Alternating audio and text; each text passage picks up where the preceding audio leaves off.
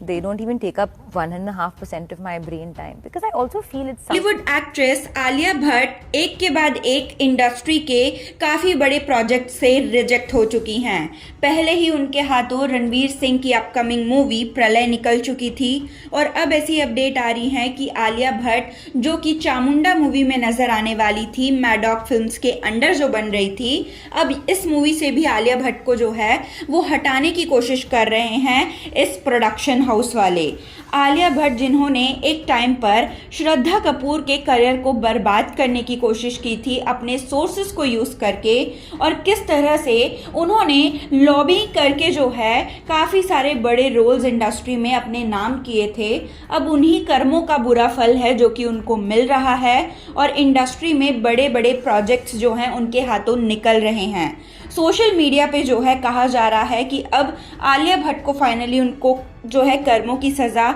मिल रही है और कुछ नेगेटिव कमेंट्स जो हैं आलिया भट्ट को मिल रहे हैं, जैसे कि let's hope this is not her first failure, I am rooting for her lobbying fails, she was lobbying hard for Varanasi, that PC god, do research at how she got into RRR, guess karma is finally catching up, good for them, she has undeservedly begged way too many good roles like this, it's good to see how people standing up against her such buzz. Every time a film become a blockbuster, Alia magically appears the director's next project. I mean, considering how she has literally snatched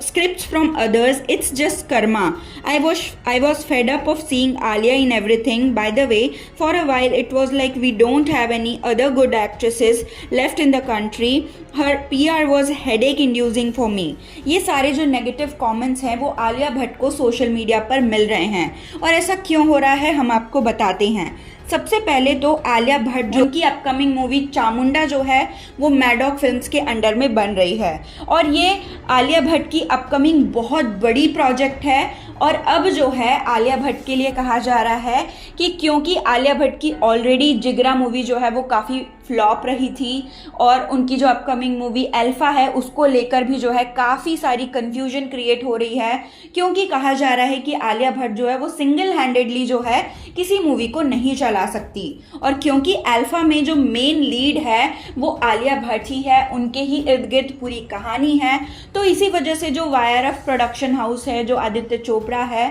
इस movie को OTT में dump करने की कोशिश कर रहे हैं, क्योंकि उनको लगता है कि आलिया इस मूवी को उठा नहीं पाएंगी। और इसी वजह से अब मैडॉक फिल्म्स वाले भी जो हैं आलिया के ऊपर जो है अपना कॉन्फिडेंस पूरी तरह से शो नहीं कर पा रहे हैं, और इसी वजह से उनको रिप्लेस करने की पूरी प्लानिंग जो है चामुंडा मूवी में चल रही है। इसके अलावा जो रणवीर सिंह की अपकमिंग मूवी है प्रलय, जो कि एक ज़ॉम्बी थ्रिलर होने वाली है, 300 करोड़ के बजट में बनने वाली है, इस मूवी में रोल पाने के लिए आलिया ने काफ़ी ज़्यादा कोशिश की थी, अपने सोर्सेस को यूज़ किया था ताकि ये मूवी जो है वो उनको जो है मिल जाए, यानी कि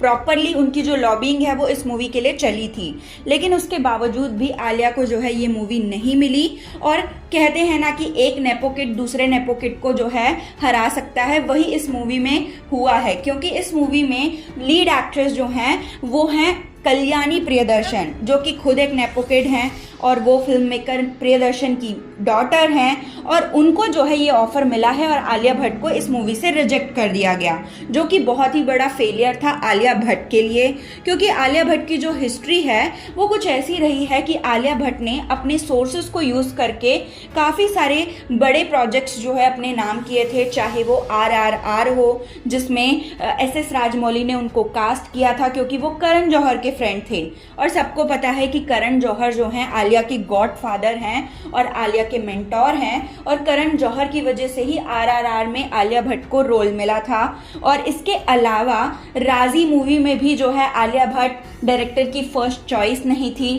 इसके अलावा जो है हम आपको बता दें कि आलिया भट्ट की जो काफ़ी ज़्यादा ब्लॉकबस्टर मूवी रही थी गली बॉय, उसमें भी जोया अख्तर ने उनको कास्ट इसलिए किया था क्योंकि जोया अख्तर जो है वो करण जौहर की बहुत ही अच्छी फ्रेंड है और कहीं ना कहीं आलिया भट्ट के जितने भी बड़ी मूवीज़ रही हैं, ब्लॉकबस्टर प्रोजेक्ट्स रहे हैं, सारे के सारे जो हैं कहीं ना कहीं करण जौहर से लिंक करते हैं और आलिया भट्ट के सोर्सेज से, कनेक्शन से लिंक करते हैं, जिसकी वजह से उनको ये बड़े रोल्स, बड़े प्रोजेक्ट्स जो हैं वो मिले थे। लेकिन उनका ये जो सोर्सेज है, उनके जो ये कनेक्शंस हैं, वो चामुंडा मूवी में अब काम नहीं कर रहे हैं और चामुंडा मूवी को किसी भी तरह से आलिया करना चाहती थी, क्योंकि मैडॉक फिल्म्स की लीडिंग लेडी जो है वो श्रद्धा कपूर हैं। मैडॉक फिल्म ने काफ़ी सारे एक्ट्रेसेस को जो है अपने अंडर में काम करवाया है, मूवीज में लिया है, लेकिन श्रद्धा कपूर ने जो फेम जो है मैडॉक फिल्म्स को दिलाया है स्त्री 2 के जरिए, वो किसी और ने नहीं दिलाया।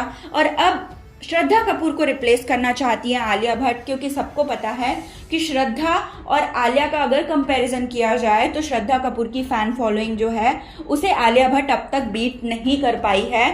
चाहे आलिया भट्ट कितनी कोशिशें कर ले, कितने पीआर करवा लें, कितने एक्टिविटीज़ करवा लें और कितने पब्लिसिटी स्टंट कर लें, लेकिन उन्होंने अब तक आलिया भट्ट ने जो है श्रद्धा कपूर को बीट नहीं किया है। सुपरस्टार आज भी श्रद्धा कपूर को कहा जाता है और जो नेचुरल ऑडियंस है,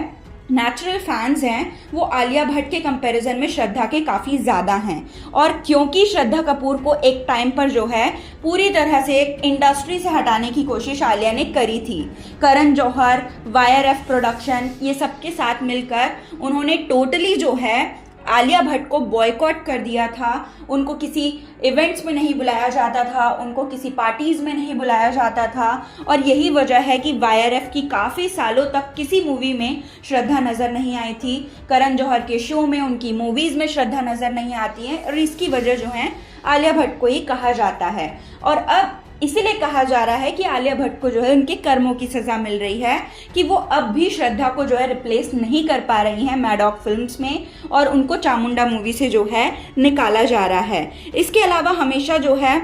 आलिया भट्ट का एक पैटर्न देखा गया है कि आलिया भट्ट जो हैं हमेशा जब भी कोई डायरेक्टर की मूवी हिट होती है तब वो उस डायरेक्टर के पीछे जो है अपने पूरे कनेक्शंस, सोर्सेज लगा देती हैं ताकि उनके अपकमिंग प्रोजेक्ट्स में वो नज़र आ सके। यही चीज़ जो है उन्होंने SS राजमौली के साथ भी करी थी और अब वो आदित्य धर के साथ भी सेम यही चीज़ जो है वो कर रही हैं। तो बेसिकली अगर देखा जाए आलिया भट्ट का पूरा जो करियर है वो PR, कनेक्शंस, सोर्सेज, इसी पर जो है पूरी तरह से टिका हुआ है, क्योंकि किसी भी डायरेक्टर और फिल्म मेकर की फर्स्ट चॉइस आलिया कभी रही ही नहीं। उन्होंने हमेशा से ही करण जौहर, जोया अख्तर, YRF प्रोडक्शन, ये सब के बेसिस पे ही जो है अपने नाम बड़े बड़े रोल्स किए, उनको निभाया और करियर में अब तक जो उनकी मूवीज जो कि ब्लॉकबस्टर हुई हैं वो सारी इन्हीं सारे इन्फ्लुएंशियल लोगों की वजह से जो है वो हुई है। और अब आलिया भट्ट का जो नेगेटिव इमेज है काफ़ी ज़्यादा सोशल मीडिया पे फैल चुका है,